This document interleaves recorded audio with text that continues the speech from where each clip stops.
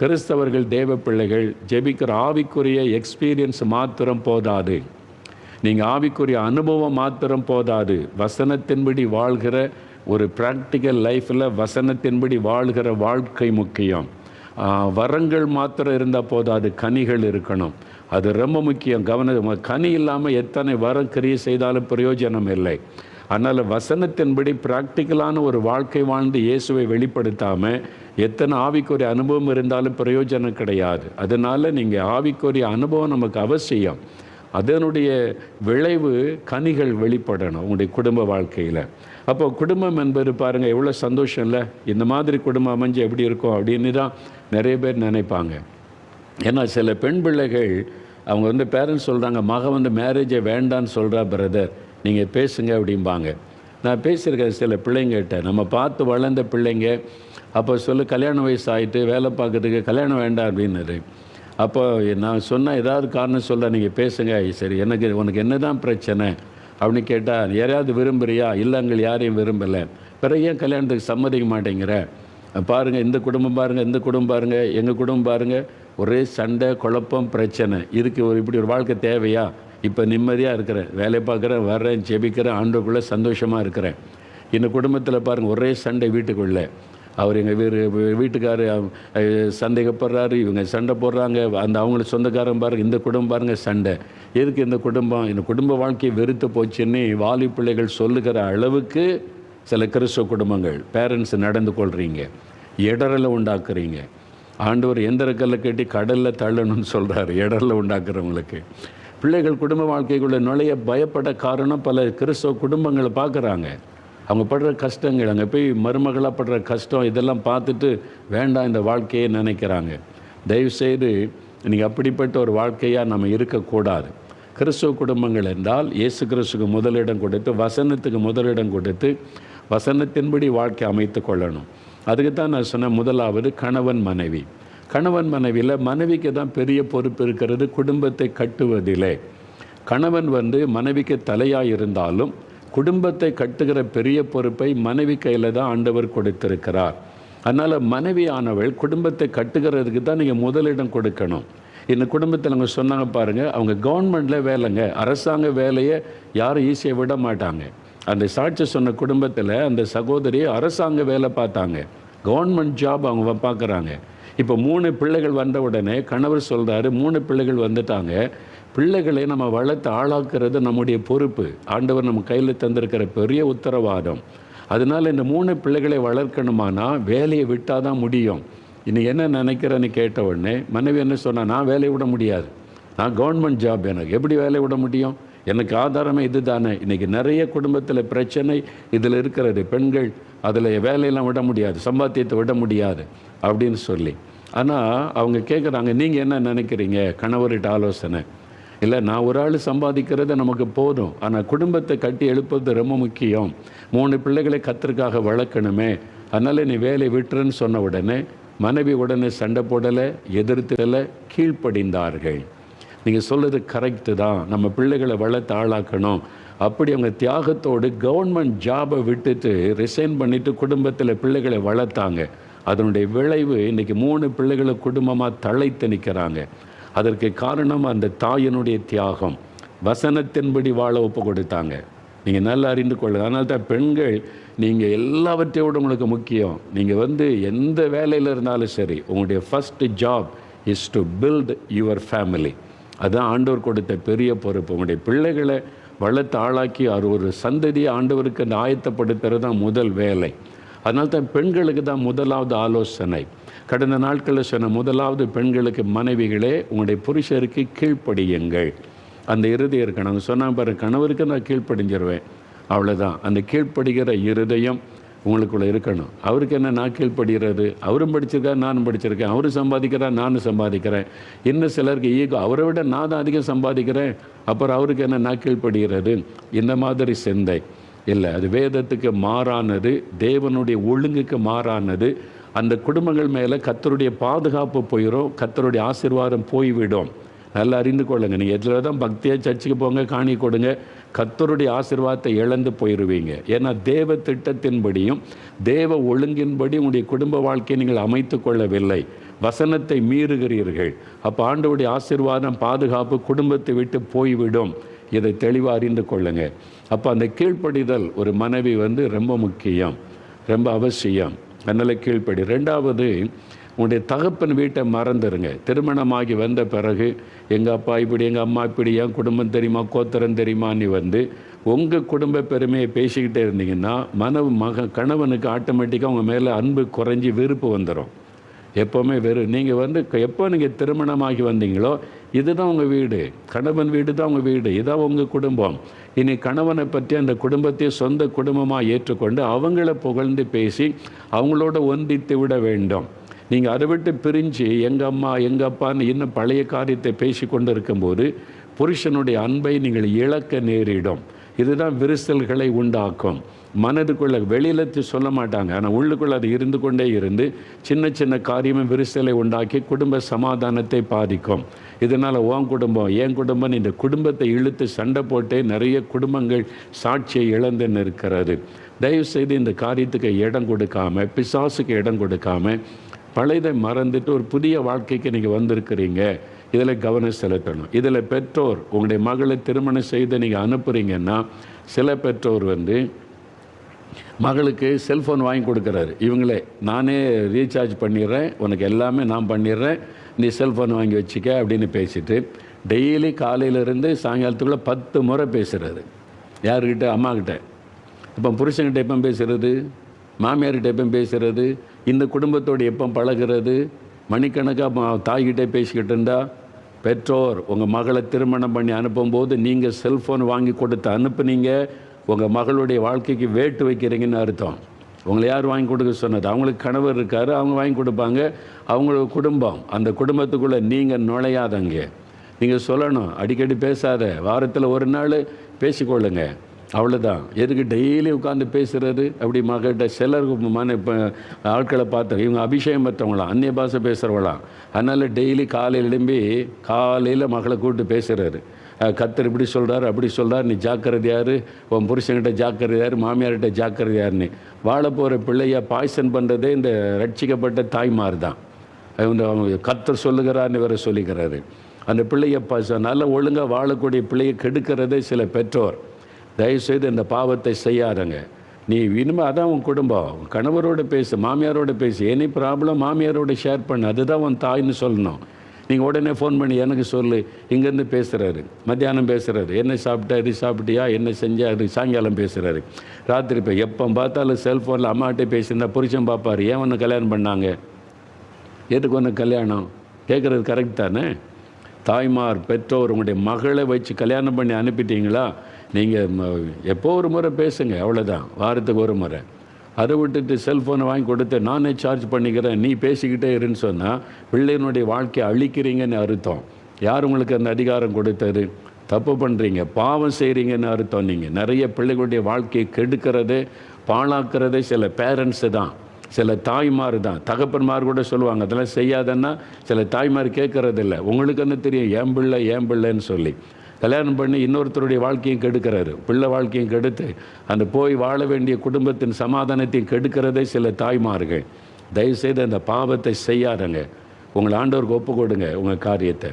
அதனால் இதில் கவனம் செலுத்தணும். அதனால் மறக்கணும். பிள்ளைகளும் நீ கவனம் செலுத்தணும். நான் பார்த்துக்கிறேம்மா, நீ எதுக்கு அடிக்கடி பேசுகிற, இது என் குடும்பம், என் மாமியார் என்னை தாய் போல் வச்சுருக்குறாங்க, என்னை பிள்ளை மாதிரி வச்சுருக்காங்க, நான் பார்த்துக்கிறேன், நீ ஒன்றும் பேசாதன்னு. பிள்ளைகள் நீங்கள் கவனமாக இருந்தால் தான் உங்கள் வாழ்க்கையை நீங்கள் காத்துக்கொள்ள முடியும்.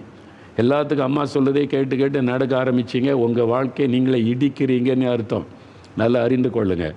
எதுனாலும் ஆண்டவர்கிட்ட ஆலோசனை கேளுங்க. உங்கள் ஃபேமிலி, உங்கள் கணவர், நீங்கள் 2 பேரும் சேர்ந்து ஜெபிங்க, கர்த்தரிடத்தில் ஆலோசனை கேளுங்க, அதுதான் உங்களுக்கு ஆசீர்வாதம்.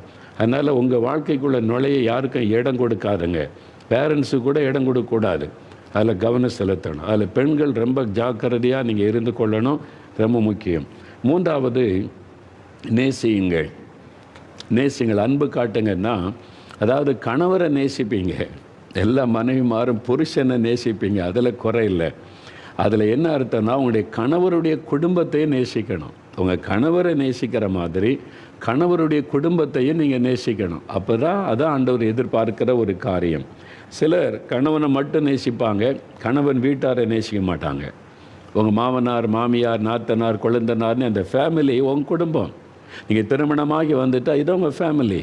இதுக்கு முன்னால் அப்பா, அம்மா, அண்ணன், தம்பி, அக்கா, தங்கச்சின்னு இருந்தீங்க. இப்போது மாமனார், மாமியார், அது மாதிரி நாத்தனார், கொழுந்தன் அப்படின்ற மாதிரி அந்த ஒரு ஃபேமிலி செட்டை, ஒரு புதிய ஃபேமிலி உறவை தேவன் தருகிறார். அது உங்கள் குடும்பமாக நீங்கள் எல்லாரையுமே நேசிக்கணும். இதில் சில பெற்றோர் நான் சொன்ன பாருங்கள், பிள்ளைகளை கல்யாணம் பண்ணி அனுப்பும்போது இவங்க பாருங்கள் இந்த பிசாசு எப்படி பயன்படுத்துவார், நான் அதெல்லாம் நேரில் பார்த்தது, சில அனுபவங்கள் கேட்டதை வச்சு தான் சொல்கிறேன். பாரு, உன் கணவர் தான் அந்த வீட்டிலே ரொம்ப நல்லவர். உன் கணவர் ஒருத்தர் தான் அங்கே அந்த வீட்டிலே நல்லவர். நீ உன் மாமனார், மாமியார், நாத்தன் இவங்களெல்லாம் நம்பிராத. அவங்கெல்லாம் பயங்கரம். கவனமாயிரு. அந்த தவறான விதையை உள்ளத்தில் போட்டுருவாங்களா, இந்த பிள்ளை பயந்துக்கிட்டே போகும், எப்படி வாழ போகிறோன்னு அங்கே. அதனால் அவங்கள பார்க்கும்போதெல்லாம் இதுக்கு எப்படி தெரியும், பிசாசாக தான் தெரியும். இதுக்கு காரணம் யார்? இந்த வீட்டிலேருந்து அனுப்பி விட்றாங்க பாருங்கள் சில தாய்மார். தப்பான விதையை அந்த பிள்ளையுடைய உள்ளத்தில் போட்டு அனுப்புகிறாங்க பாருங்கள். இந்த பாவத்தை செய்கிறதே சில பெற்றோர், சில தாய்மார் தான். தகப்பன்மார் கூட செய்ய மாட்டாங்க. இந்த சில தாய்மார் தான் பிள்ளையினுடைய உள்ளத்தில் ஸ்பாய்சனை போட்டு அனுப்புகிறாரு. அந்த பிள்ளை நல்லா போய் சந்தோஷமாக இருக்க வேண்டிய பிள்ளை, அதுக்கு பார்த்தாலே மாமியார் என்ன அம்மா சொல்லி போட்டாங்களே, அதனால் பார்த்தாலே அவங்களுக்கு பயமாக தெரியும். தயவுசெய்து இந்த பாவத்தெல்லாம் செய்யாதுங்க. அன்பாக இருக்க கற்றுக் கொடுங்க. சத்துருக்களை கூட ஆண்டவர் நேசிக்க சொன்னார். ஏன் அவங்க மாமியாரை நேசின்னு ஏன் சொல்லி கொடுத்து அனுப்ப மாட்டேங்கிறீங்க? தயவுசெய்து மனசில் கொள்ளுங்க. அப்போ அவங்க கணவனை மாத்திரல்ல, கணவருடைய குடும்பத்தை நேசிக்கணும். இதில் ரூத்தின் புஸ்தகம் 1ஆம் அதிகாரம் 16, 17 வசனங்களை நீங்கள் வாசித்தீங்கன்னா பைபிளில் ரூத் என்ற ஒரு சரித்திரம் இருக்குது. அதில் 16, 17 வசனங்களை நீங்கள் வாசிக்கும்போது நான் சொல்கிறேன், அங்கே நகோமி என்கிற ஒரு மாமியார், ரூத் என்கிற மருமகள், 2 பேர் மருமகள், 2 பையங்களும் இறந்துட்டாங்க. நகோமியுடைய 2 பையங்களும் இறந்துட்டாங்க. 2 மருமகளும் விதவை ஆயிட்டாங்க. இந்த சூழ்நிலையில் நீங்கள் பார்த்தீங்கன்னா அவங்க மாமியார் சொல்கிறா, இனிமேல் நீங்கள் உங்கள் வீட்டில் இருங்க, நான் என் ஊருக்கு போகிறேன், இனிமேல் நான் உங்களுக்கு ஒரு வாழ்க்கையில் அமைச்சு தர முடியாது என்பதாய் பேசும்போது அந்த ரூத்து சொல்கிறா பாருங்கள். அந்த மாமியாரை பார்த்து சொல்லும்போது அந்த வசனம் பாருங்கள், ரொம்ப அருமையாக ஒரு மருமகளாக செய்கிற காரியத்தை வேதத்தில் பார்க்குறோம். ரூத்தின் சரித்திரம் 1ஆம் அதிகாரம் 16, 17 வசனம் பாருங்கள். அதற்கு ரூத், கணவன் இறந்துட்டான், இவ்வளோ விதவை ஆயிட்டான், மாமியார் தனிமையாக நிற்கிறாங்க, இனியும் அந்த மாமியாரோட போய் ஒரு பிரயோஜனமும் இல்லை. ஆனால் அவர் சொல்கிறா, ரூத்து, நான் உம்மை பின்பற்றாமல் உம்மை விட்டு திரும்பி போவதை குறித்து என்னோட பேச வேண்டாம். நீர் போகும் இடத்திற்கு நானும் வருவேன், நீர் தங்கும் இடத்திலே நானும் தங்குவேன். உம்முடைய ஜனம் என்னுடைய ஜனம், உம்முடைய தேவன் என்னுடைய தேவன். நீர் மரணம் அடையும் இடத்தில் நானும் மரணம் அடைந்து அங்கே அடக்கம் பண்ணப்படுவேன். மரணமே இல்லாமல் வேறு ஒன்றும் உம்மை விட்டு என்னை பிரித்தால் கர்த்தர் அதற்கு சரியாகவும் அதற்கு அதிகமாகவும் எனக்கு செய்ய கடவர் என்றாள். ஒரு புறஜாதி பெண் ரூத் பாருங்கள், அவருடைய கணவன் இறந்துட்டா, மாமியாரும் தனிமையாக இருக்கிறாங்க. இப்போ மாமியார் சொல்கிறாங்க, நான் என் ஊருக்கு போகிறேன், நீங்கள் வேறு வாழ்க்கை அமைச்சு கொள்ளுங்கன்னா, மாமியார் அனாதையாக நிற்கிற மாதிரி இருக்குது. ரூத்து சொல்கிறார், இல்லை நான் உங்களை விட்டு விலக மாட்டேன், உங்கள் கூட நான் வருவேன், சாகு வரைக்கும் உங்கள் கூட தான் இருப்பேன். அந்த மருமகள் தன்னுடைய மாமியாரை நேசித்த ஒரு அன்பை பாருங்கள். இனி இந்த மாமியாரால் தனக்கு ஒரு பிரயோஜனமே இல்லைன்ற சூழ்நிலையில் கூட அந்த அன்பு. அதனால தான் இந்த ரூத்து இயேசுவனுடைய சரித்திரத்தில் அவருடைய குடும்ப வரலாற்றில் இடம்பெற்றதை நீங்கள் வேதத்தில் பார்க்க முடியும். அவளுக்கு இருந்த ஒரு நல்ல சுபாவம் பார்த்தீங்களா, தன்னுடைய மாமியாரை, தன் கணவனுடைய குடும்பத்தை நேசித்த ஒரு பெண். அதனால் நீங்கள் அந்த ரொம்ப முக்கியம். வெளிநாட்டில் ஒரு குடும்பம், கணவன் மனைவினால் கிறிஸ்தவங்க, சர்ச்சுக்கெல்லாம் போகிறவங்க, கர்த்தருடைய பிள்ளைகள்னு சொல்லிக்கொள்கிறவங்க, கணவன் மனைவி பிள்ளைகள்லாம் இருக்கிறாங்க. அந்த மகளுக்கு கணவனை பிடிக்கும், கணவனுடைய குடும்பத்தை பிடிக்காது. அப்போ வெளிநாட்டிலேருந்து வருஷத்தில் ஒரு முறை ஊருக்கு வருவாங்க. வரும்போது மனைவி வரும்போது ஸ்ட்ரிக்ட்டு என்னென்னா, உங்கள் அப்பா அம்மா பார்க்க நான் வரமாட்டேன், உங்கள் வீட்டுக்கு நான் வரமாட்டேன், அதனால் நேராக நான் எங்கள் வீட்டுக்கு தான் போவேன் அப்படின்னு சொல்லி வரும்போதே எவ்வளோ அன்பு பாருங்கள், கிறிஸ்தவ அன்பு. உடனே இவர் சொல்லிட்டாரு, சரி எங்கள் அப்பா அம்மா பார்க்க எங்கள் வீட்டுக்கு நீ வரமாட்டேல்ல, உங்கள் அப்பா அம்மா பார்க்க உன் வீட்டுக்கு நான் வரமாட்டேன், நீ போ உன் வீட்டுக்கு, உங்கள் வீட்டுக்கு நான் வரமாட்டேன். எப்படி ஒப்பந்தம் பாருங்கள். இது உண்மை நடந்த காரியம். வெளிநாட்டிலேருந்து வருவாங்க, ஏர்போர்ட்டில் இறங்கினோன்னே 2 பிரிஞ்சிருவாங்க.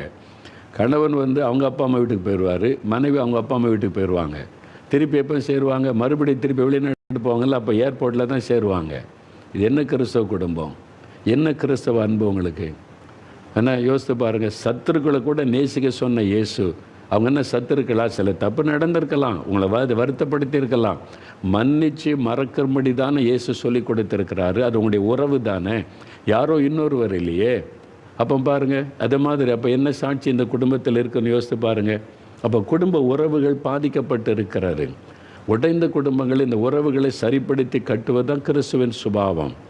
அப்போ ஒரு மனைவியானவள் ஒரு குடும்பத்தில் கணவனை மாத்திரல்ல, கணவனுடைய குடும்பத்தையும் நேசிக்கணும். அதுதான் நமக்கு வேதம் கற்றுக் கொடுக்கிற ஒரு காரியம். பாருங்கள், ஒரு சமயம் நான் சென்னையில் இருக்கும்போது ஒரு சகோதரி வந்தாங்க. அவங்க சின்சியராக என்கிட்ட சொன்னாங்க, ஐயா ஒரு முக்கியமான காரியத்துக்கு ஜெபிக்கணும். என்ன சிஸ்டர் அப்படின்னு கேட்டேன். என் கணவருக்காக ஜெபிக்கணுன்னாங்க. என்ன விஷயம் அப்படின்னு கேட்டேன். நல்ல கிறிஸ்துவ குடும்பம். என் கணவர் திடீர்னு எங்கள் கணவருக்கும் கணவருடைய தகப்பனாருக்கும் கொஞ்சம் சின்ன மன வருத்தம். அதனால் அவர் சொல்கிறாரு, நம்ம இனிமேல் இங்கே இருக்க வேண்டாம், இந்த வீட்டில் எங்கள் அப்பா அம்மா இருக்கட்டும், நம்ம அந்த அங்கே பிஸ்னஸ் இருக்குது எனக்கு, நம்ம அந்த பட்டணத்துக்கு போய் அங்கே பெரிய வீடு வாங்கி நம்ம பிள்ளைகள்லாம் அங்கே செட்டில் ஆயிடுவோம், அங்கே இருப்போம். அப்போ உங்கள் அப்பா அம்மா அங்கே இருக்கட்டும், அவங்களுக்கு ஒரு வேலைக்காரி வச்சுருவோம், பார்த்துக்குவாங்க, தமிழ்நாட்டுக்குள்ளே ஒரு இடம். அப்படி என் கணவர் சொல்லுகிறார். அப்போ என்ன செய்யணும், என்ன ஜெபிக்கணும்னு விரும்புகிறீங்கன்னு நான் கேட்டேன். அவங்க சொன்னாங்க, என் கணவருடைய மனசை ஆண்டவர் மாற்றணும். என்ன மாற்றணும், என் மாமியார் மாமனார் எங்கள் கூடவே இருக்கிறபடி மாற்றணும், ஜெபம் பண்ணுங்க அப்படின்னாங்க. நான் சொன்னேன், எத்தனை பெண்கள் இதுக்கு காத்திருக்காங்க, கணவர் எப்பண்டா நம்மளை தனி கொடுத்து கூட்டிகிட்டு போவார், இந்த மாமனார் மாமியாரை விட்டு நம்ம விலகி போய் தனியாக போய் இருந்துடலான்னு எத்தனை பெண்கள் காத்திருக்கிறாங்க, அதுக்கு ஜெபிச்சுக்கிட்டு இருக்காங்க.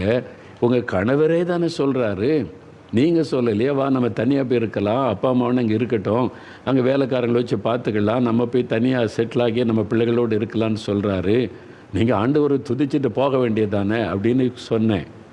அந்த சகோதரி சொன்னாங்க, கண்ணில் கண்ணீரோடு அவங்க சொன்னாங்க, பாருங்கள் நான் அப்படி ஒரு வார்த்தையை போட்டேன், அவன் என்ன சொல்கிறான்னு பார்க்கலான்னு.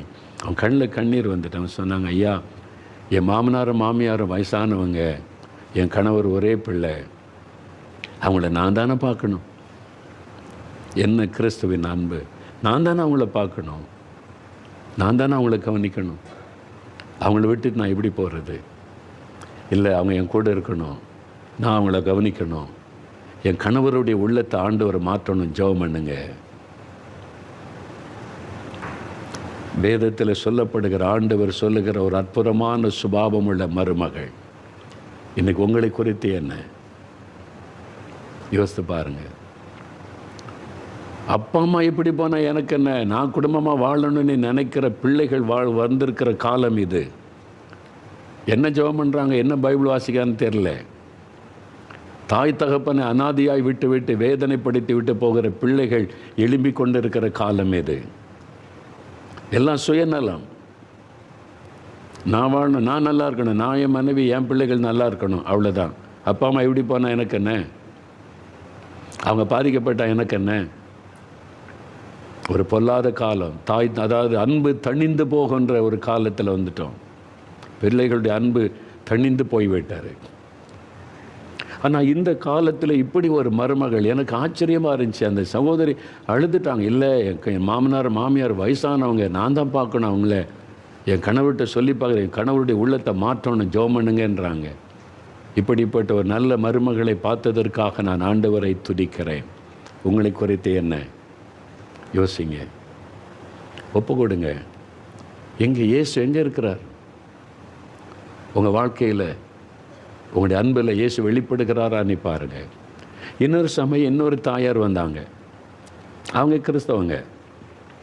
அவங்க அவங்களுடைய மருமகள்லாம் இந்துக்களாக இருக்கிறாங்க.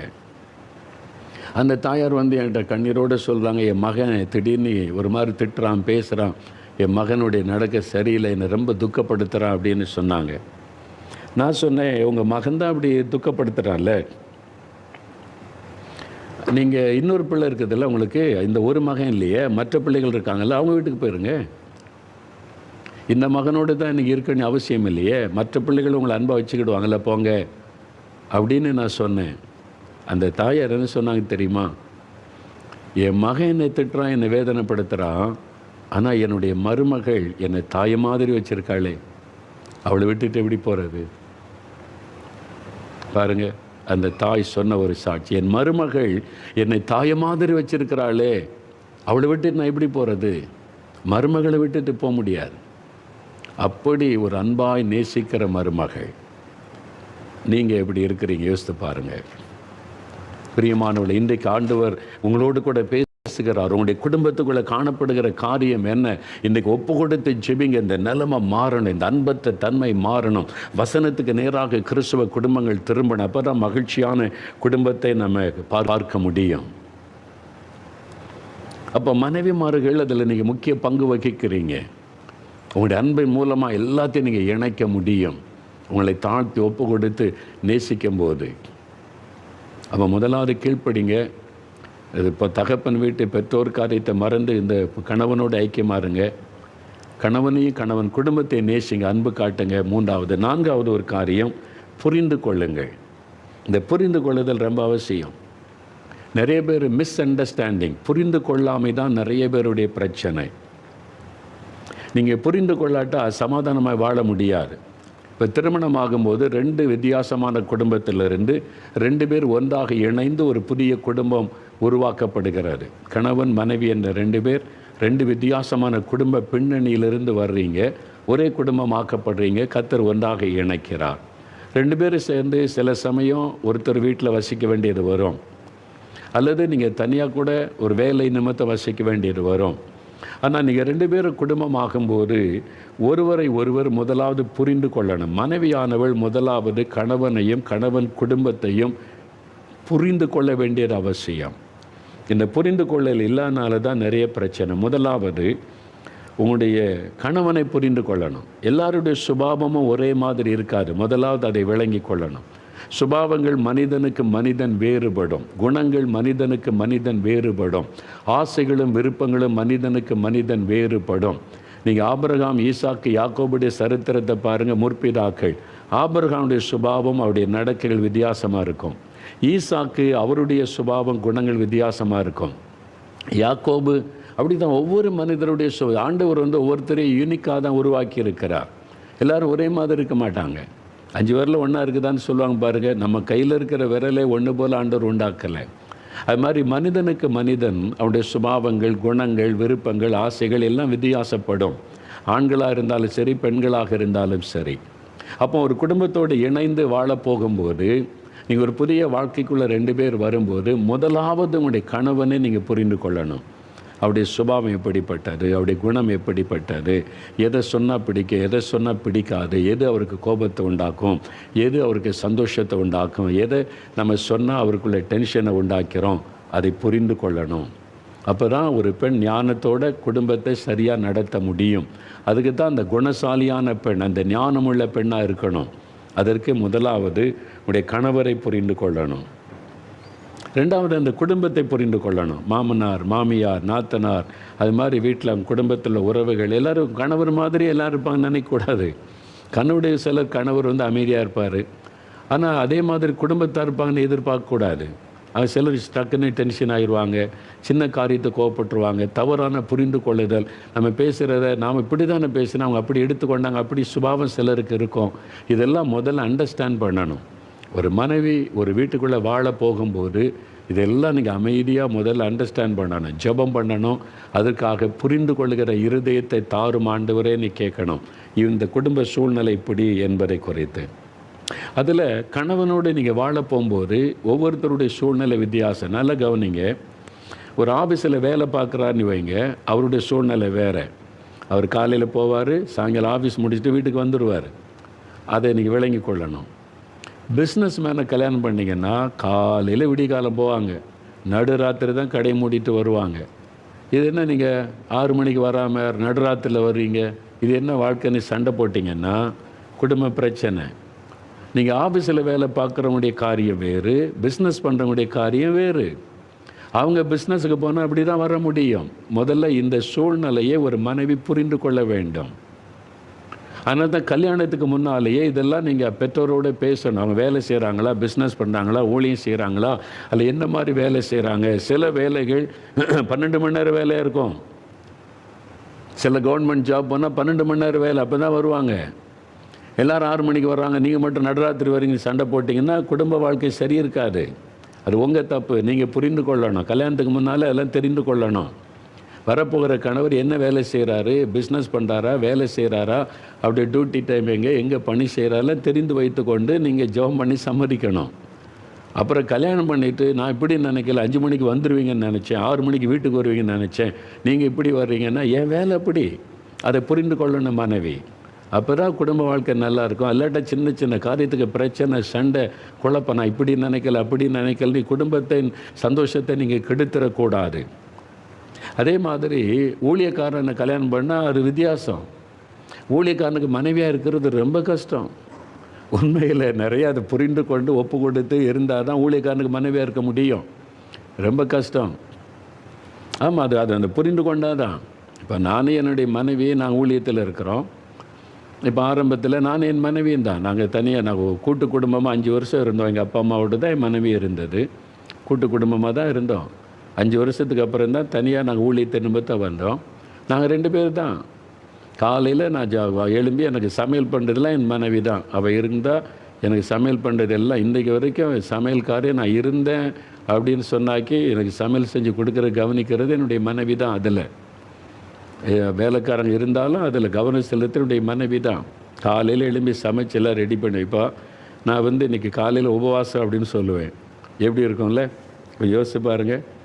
நான் போய் காலையில் ஜெபம் பண்ண போயிடுவேன். காலையில் ஜெபம் பண்ண போனால் காத்திருந்து ஜெபிக்கும். திடீர்னு ஆண்டவர் சொல்லுவார், மகனே இன்றைக்கி ஃபாஸ்டிங் இரு, இன்றைக்கி உபவாசம் இருந்து ஜெபம் பண்ணு, ஏதோ ஒரு காரியம் நடக்க போது நான் அதுக்காக ஜெபிக்கணும்னு கர்த்தர் பேசுவார். சரி ஆண்டவரே நான் உபவாசிக்கிறேன்னு சொல்லிடுவேன். நான் காலையில் எல்லாம் சமைச்சு எடுத்து டேபிளில் இருக்குமா, நான் சொல்லுவேன் மனைவிக்கிட்ட இன்றைக்கி உபவாசம் அப்படின்னு சொன்னால் எப்படி இருக்கும்?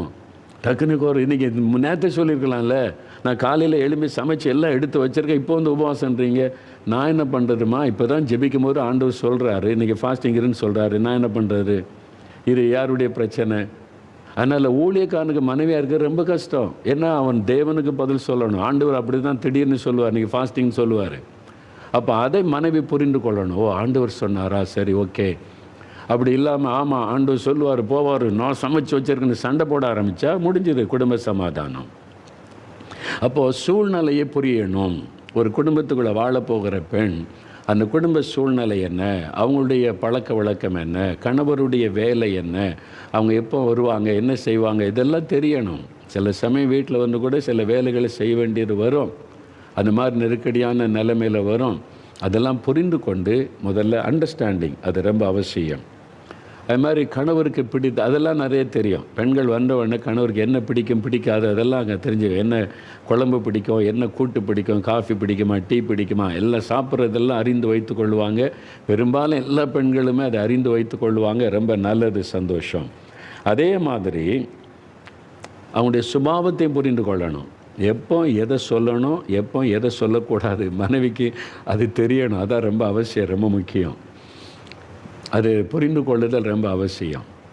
இப்போ நான் ஊழியத்தில் இருக்கிறேன். இப்போ என்னுடைய மனைவி நாங்கள் 2 பேரும் ஊழியத்தில் இருக்கோம். ஊழியத்தில் நான் நிறைய வெளியே ஊழியத்துக்கு முந்தின காலங்களில் இப்போது 2-3 வருஷமாக இங்கே இருக்கிறேன்னு வைங்களேன். கொரோனா காலத்துக்கு அப்புறம் நிறைய ஊழியத்துக்கு போனால் 1 வாரம் 2 வாரம்லாம் கழித்து வருவோம். சில வெளிநாட்டு ஊழியத்துக்கு போனால் 3 வாரம் கழித்து வருவோம். அப்போ தான் வர முடியும்.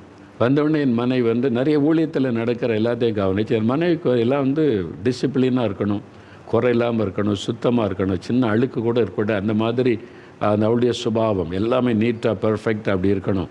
அதான் ரொம்ப முக்கியம். அது மாதிரி அப்போ சொன்னால் ஊழியத்தில் இவங்க இப்படி பண்ணுறாங்க, இப்படி செய்கிறாங்க, இப்படி ஒரு தப்பு நடக்குது அப்படின்னு சொல்லிட்டா, அப்போ ஆரம்பத்தில் என் மனைவிக்கு உடனே ஆக்ஷன் எடுக்கணும், உடனே சரிப்படுத்தணும். இது தப்பு இல்லை, உடனே தண்டனை கொடுக்கணும், சரிப்படுத்தணும். அப்போ தான் ஊழியம் சரியாக இருக்குன்னு சொன்னால் அது கரெக்ட் தான். அவர் சொல்லுவது தப்பு கிடையாது, கரெக்டு. அதே சமயத்தில் ஒரு லீடராக நான் சொல்கிற மாதிரி ஆக்ஷன் எடுக்க முடியாது. எடுத்தால் ஊழியம் பாதிக்கப்படும். அப்போ எஜமான் இயேசு கிறிஸ்து அவர் சொல்லுவார், இதை இப்படி செய்ய அப்படின்னு. அப்போ நான் ஆரம்பத்தில் அவருக்கு என்ன நான் சொல்கிறேன், நீங்கள் உடனே செய்ய மாட்டேங்கிறேன். இல்லைம்மா ஜெபம் பண்ணுவோம், கர்த்தர் சொல்கிறபடி நான் செய்கிறேன் அப்படின்னு சொல்லுவேன்.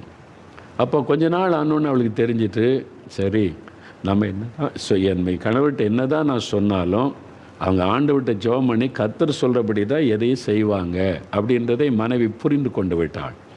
அதுக்கு பிறகு என்ன ஆச்சுன்னா வார்த்தை மாறிட்டு, சரி நான் நடந்த காரியத்தை உட சொல்கிறேன், நீங்கள் ஜெபம் பண்ணி கர்த்தர் சொல்கிறபடி செய்து கொள்ளுங்க, அவ்வளோதான், பிரச்சனை முடிஞ்சது.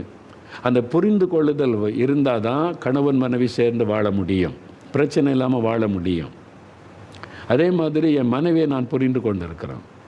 என் மனைவியுடைய காரியம்னா ரொம்ப சிம்பிள்.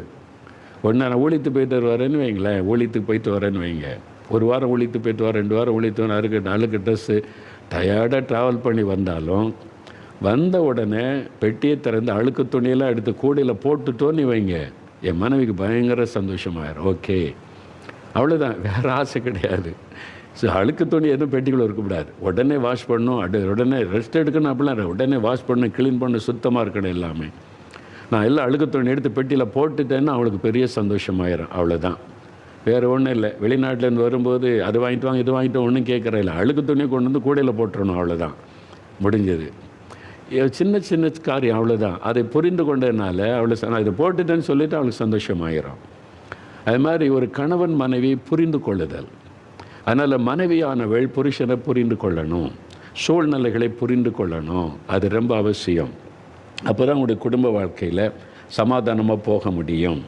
இந்த புரிந்து கொள்ளுதலில் ஒரு மனைவி, சில புருஷன்மாருக்கு என்னன்னாக்கி வேலை முடிச்சுட்டு வரும்போது மனைவி அழகாக உடுத்தி இருக்கணும், நீட்டாக இருக்கணும், நல்லா இருக்கணும், தன்னை அலங்காரம் பண்ணி கொள்ளணும்னு சில புருஷனுடைய விருப்பம் இருக்கும். சிலருக்கு அப்படி இல்லை, எப்படி இருந்தாலும் ஓகே. அதான் ஒவ்வொருத்தருக்கு ஒருத்தர் வித்தியாசப்படும், நீங்கள் அதான் புரிந்து கொள்ளணும். இதை சில மனைவிமார், நான் இருக்க இப்படி அலங்காரம் பண்ணணும், நான் இருக்க இப்படி பண்ணணும், அதெல்லாம் இருக்க முடியாது, நாங்கள் கர்த்தர் சொல்கிறபடி இப்படி தான் இருப்பேன், இந்த மாதிரி இருக்கக்கூடாது. அலங்காரம் பண்ணுறது தப்பே கிடையாது. நீங்கள் அழகாக அலங்கரித்து கொண்டு ஃப்ரெஷ்ஷாக இருக்கிறது தப்பா? அது தப்பே கிடையாது, நல்லது. ஒரு கணவனுடைய எதிர்பார்ப்பு அப்படி இருந்தால் அதை நீங்கள் செய்யணும், நிறைவேற்றணும். அதை வேலை விட்டு வரும்போது என் மனைவி ஃப்ரெஷ்ஷாக இருக்கணும், பார்க்குறக்கு அழகாக இருக்கணும், நீட்டாக இருக்கணும், அலங்காரம் பண்ணி அப்படி இருக்கணும் எதிர்பார்த்தா தப்பு கிடையாது. ஒரு கணவன் மனைவிக்குள்ளே உங்களுக்குள்ள ஒரு அன்பு ஐக்கியம் அதிகமாகும். இல்லை நான் இப்படி தான் இருப்பேன், தலைவரி கோலத்தோடு நான் இப்படி தான் இருப்பேன் அப்படின்னு இருந்தால் அந்த குடும்ப வாழ்க்கைக்கு சரியாக இருக்காது. தயவுசெய்து இதை புரிந்து. சில கணவர் அதெல்லாம் கண்டுக்க மாட்டாங்க, எப்படி இருந்தாலும் சரி அவங்க வருவாங்க போவாங்க, அது வேறு. அதனால் ஒவ்வொரு கணவருடைய குணங்கள், சுபாவங்கள், எதிர்பார்ப்புகள் வேறு மாதிரி இருக்கும்.